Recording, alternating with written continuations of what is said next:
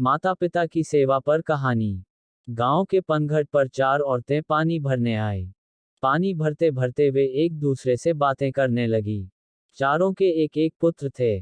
बातों बातों में उन्होंने अपने पुत्रों के गुणों का बखान करना प्रारंभ कर दिया।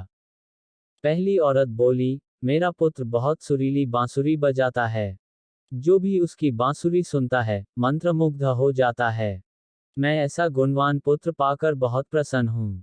दूसरी औरत बोली, मेरा पुत्र बहुत बड़ा पहलवान है। इस गांव में ही नहीं, बल्कि दूर दूर के गांव में उसकी बहादुरी का डंका बजता है। ऐसा गुणवान पुत्र भगवान सबको दे। तीसरी औरत कहाँ पीछे रहती, वह बोली, मेरा पुत्र कुशाग्र बुद्धि है। उससे अधिक बुद्धिमान इस पूरे गांव में नहीं।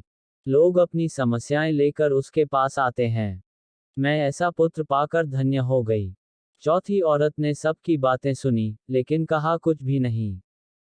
इस पर वे औरतें उससे कहने लगी, बहन, तुम भी तो कुछ कहो ना। तुम्हारे पुत्र में क्या गुण है?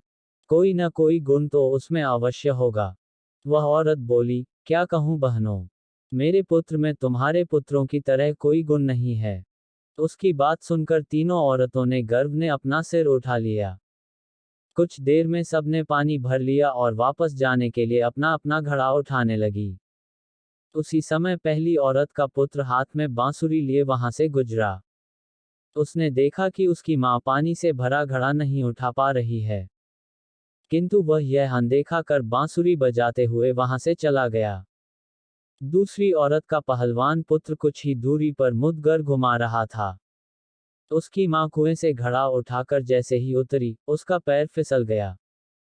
किसी प्रकार वह संभल गई, किंतु पहलवान पुत्र अपनी मां को नजर उठाकर देखने के बाद भी उसके पास नहीं आया और अपनी कसरत में लगा रहा।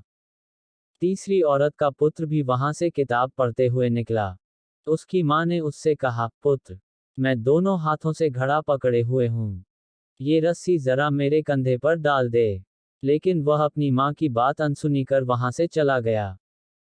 तभी चौथी औरत का पुत्र वहां आया। अपनी मां के सिर पर घड़ा देख वह उसके पास गया और उसके सिर से घड़ा उतारकर अपने सिर पर रखकर चलने लगा। कुएं के पास बैठी एक बुढ़िया यह सब देख सुन रही थी। वह बोल पड़ी, मुझे तो यहाँ बस एक ही गुणवान पुत्र नजर आ रहा है, वही जो अपने सिर पर घड़ा लिए जा रहा है। माता पिता की सेवा करने वाले पुत्र से गुणवान पुत्र भला कौन हो सकता है? दोस्तों, अगर कहानी अच्छा लगा है तो वीडियो लाइक शेयर सब्सक्राइब करें। धन्यवाद।